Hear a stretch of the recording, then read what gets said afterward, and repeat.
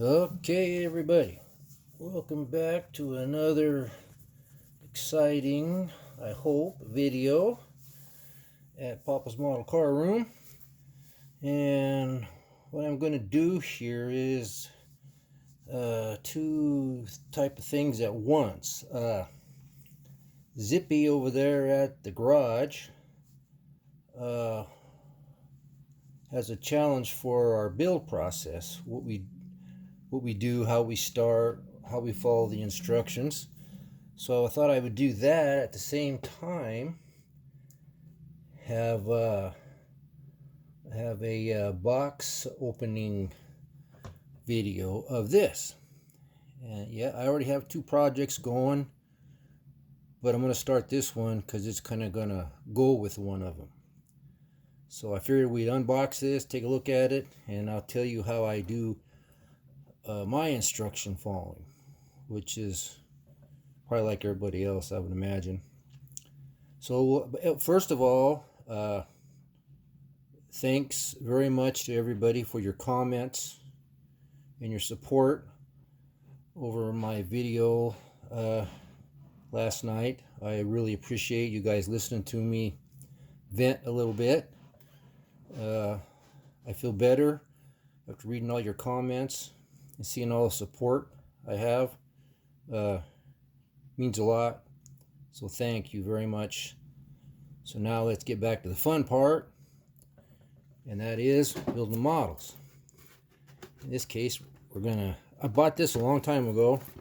Let's see, when did this come out? It came out in 2013. I probably bought it in 14 or so. I think it was out a while. When I got it, I was excited. They reissued this thing. Very confusing kit, because which one of those are you going to pick? And there's one that, oh yeah, it is right there. That's the one I'm going to pick. But anyway, what I do, I get a model, I open it up. First thing I do is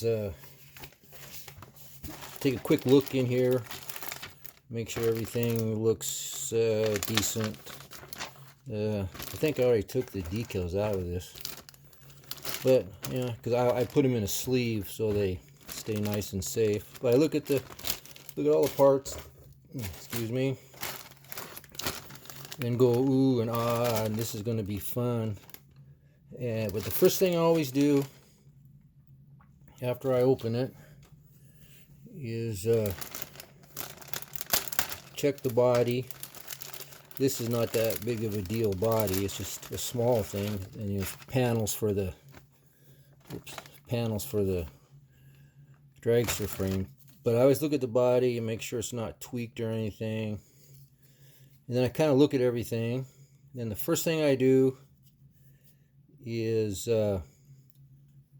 take the body and get the mold lines flashing and stuff, get it all trimmed up. And then I think, like a lot of us do, you got to get the wheels and tires in the stance. So I'll spend an hour to 20 hours trying to figure out the wheel and tire setup for the car, like if it's a Chevelle or a Mustang or whatever. This is pretty simple because it only goes one way. But after I figure out the wheels and tires, I make sure I get the stance right. So I'll kind of mock up, see what I need to do on the chassis, like on the Chevelle or whatever, to make the stance right. And then once that's all done, I get the body all prepped and everything.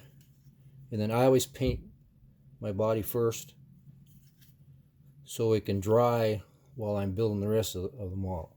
That's just the way I do it. And then I'll go through the instructions here. These are crazy instructions. It's like a book. Because you can, look at all that, man. Because you can build it, 8 different ways or whatever it is. But like on this one, up here, see, there's all the ways you can go. A through F. And I'm going, oops, sorry, I didn't mean to do that. And I'm going to do C. So you go back here, see 1A up there in the corner, shows you what you're doing. It's kind of cool. But anyway, I go through here to what I'm doing. I forgot what number it was already. But anyway, I find it, see what I need to do. There it is right there, 1C. And I'll go through and trim all the parts, cut all the flash off. And first thing I'm going to do is I'll glue the block together and run some super glue or putty along the seam because it's molded in oil paint and everything. Set it aside and let it dry. Then I'll trim all this stuff up and paint it, set it off, let it dry. Then I'll go to the interior and get that all trimmed up and get it ready for paint.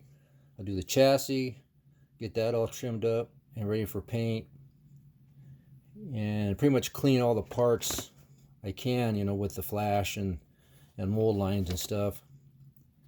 And then I just decide, you know, whatever I feel like starting to do, I'll put together. I'll do a little bit on the engine, a little bit, glue some parts on, let it dry. Then I'll go to the interior and you know, if it's all painted and dry, you know, I'll put the seats in, you know, change out a steering wheel or a shifter or whatever. So basically what I do is I just kind of go back and forth, you know, from the interior to the motor to the chassis, get it all done, get the chassis all done, get suspension mounted, get the interior all done, get the motor all done, put the motor in the chassis. And you know that could take a week or two if there's other projects going. And then by then the body's dry. So I'll do a little test fit of the interior and chassis to make sure the stance is right and the wheels still look good. And then I will take the body, do the bare metal foil, color sand it first if I want to go that route, and then I'll get all that done, and then before I stop for the night, I'll glue the glass in. You know, if the bare metal foil and all that's done, glue the glass in, let that set all night to dry, and then the next day I start putting it together. And by then, you know, I'm not really, you know, this isn't a very good example because, you know, there's no interior tub, there's no real chassis that you got to paint and detail out, and there's no stance really you got to do. But I thought I'd unbox this while we're doing that at the same time. But that's kind of how I do. I just kind of jump all over the place once I dive into the kit. So I'm always doing something while something's drying. And then when I'm ready to put it all together, the body's usually dry and ready to go. Either just throw it together with a polish or color sand it and throw it together.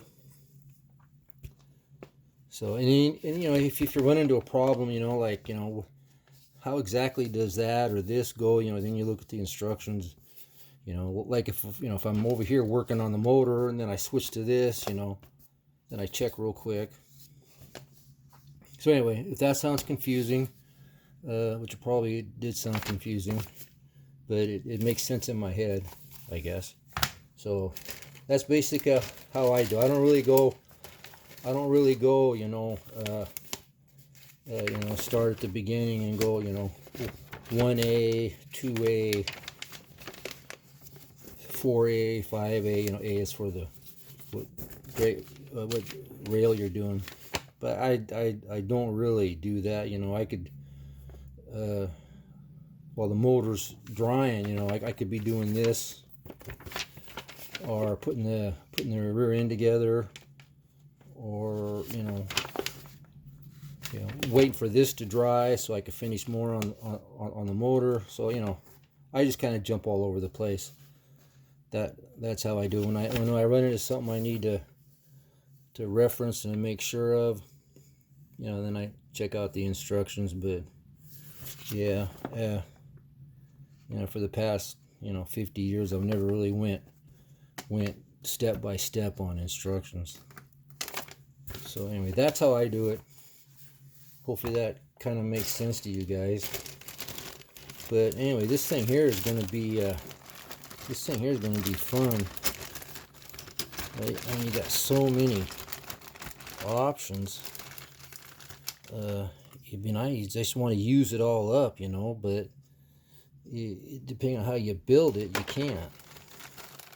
But this is going to be a fun kit. I've been excited about this kit since I got it. I figured it was time because it's going to go along with one of my other projects that I got going. I usually don't work on more than 2 at a time, but there's such a long time for the shop truck to be done, and there's really no deadline on the 32 sedan. I thought I would just throw this in the fire and start working away on this. But everything looks really straight, really nice. I'm sure this is old original mold, but it looks pretty darn good. So it's gonna be fun, you know. And then on something like this, you know, you can mix up. You know, you can take and you can mix up things. You know, you don't have to do that motor with that one. You can switch the motors around. Like I'm gonna do that one, but I probably won't do that motor. I'm probably gonna do the blower. So, you know, I'll just kind of mix up. And on the instructions, it says to pinch the frame rails like this, but I'm gonna leave it like that. There you go, right there. Pinch and unpinch. So it's gonna be fun. It's a neat kit. I got an old original body, like I don't know where it's at. What did I do with that? Put it somewhere. Usually it's sitting around and I drool over, but I got an original orange one from back in the day, so I've always wanted to build this, so this is going to be fun. And the chrome looks really good. Let's pop this open. I want to look at the hope I'm getting all this on camera good, because I'm kind of looking more at me than what I'm doing than I am the camera here. But yeah, see, those are some nice headers there. Valve covers, wheels. See, I'm probably gonna do those headers there with the bell tip on it. They're all single, so it's gonna be kind of fun, but I guess I've been doing this long enough. I should have the patience to do it. But those zoomy headers there, whatever you want to call them, are nice looking too. Then you got your small block Chevy valve covers. It's going to be fun. But man, this instruction sheet's just crazy. It's crazy. You know, we're at page 33. And a lot of just basic stuff over and over again, with just a few little different things you got to do for the style that you want. Pretty neat, pretty neat. Anyway, that's what I'm going to do. That's how I do it. I'll probably watch this video before I post it to make sure I didn't sound totally confusing, didn't make any sense, because sometimes I do that. So anyway, some of you guys mentioned my wife's Pyrex. Here, you guys can all stare at that while I'm talking. My wife's Pyrex. She won't get on camera. She won't even talk on camera. I didn't like doing it either at first, but after a while, it's like, it's fun, so I don't care. But I'll probably do a little film, little video for Pyrex collection, and post that. And I have another video I want to post that I was going to post before what happened last night, so I'll probably post that. And then before you know it, it's Friday morning model cars and coffee. So you're probably going to be seeing a few videos of me all in a row. So hopefully I don't bore you. Hopefully you enjoy it, because I enjoy doing it, and I enjoy showing you guys the stuff, and I really enjoy looking at your stuff. God, I wish I could remember. Crap. Yeah. This is embarrassing, but I can't remember the name of this. I got so much in my head. But the guy that did the channel that did the Moon Eyes Dragster and the Wedge Hauler, I just seen that today. Man, that was cool. That turned out great. That's another video I want to do. I've got an original wedge ramp truck that I want to show you guys, and then they reissued it later just by itself. I want to show you guys that, so that's another video I want to do. But the point was, I enjoy looking at all you guys' stuff. There's a few more out there, but like I said, my brain's kind of squashed. I've been babysitting the grandkids all day, and so that kind of makes your brain go a little. Yeah, and plus it's after 9 o'clock here. So anyway, now that I rambled on and made absolutely no sense, if I listen to this and it doesn't sound good, I'll do it over again. But so if you're hearing this, what I'm saying right now, then you know I didn't do it over again. Okay? So hopefully this works. I'll let you guys go. I'll post another video, maybe 2 tomorrow. The Pyrex and the one I was going to do. So you'll be seeing me a little bit more. Thanks for watching, guys. Thanks for the support. Thanks for subscribing and the comments and sharing your stuff and your ideas. I really appreciate it. This is a lot of fun, and I look forward to seeing some more of you guys videos on what your procedure is with the instruction sheet. So anyway, I'll let you go. I'll talk at you in the next video. Everybody have a good evening. Goodbye.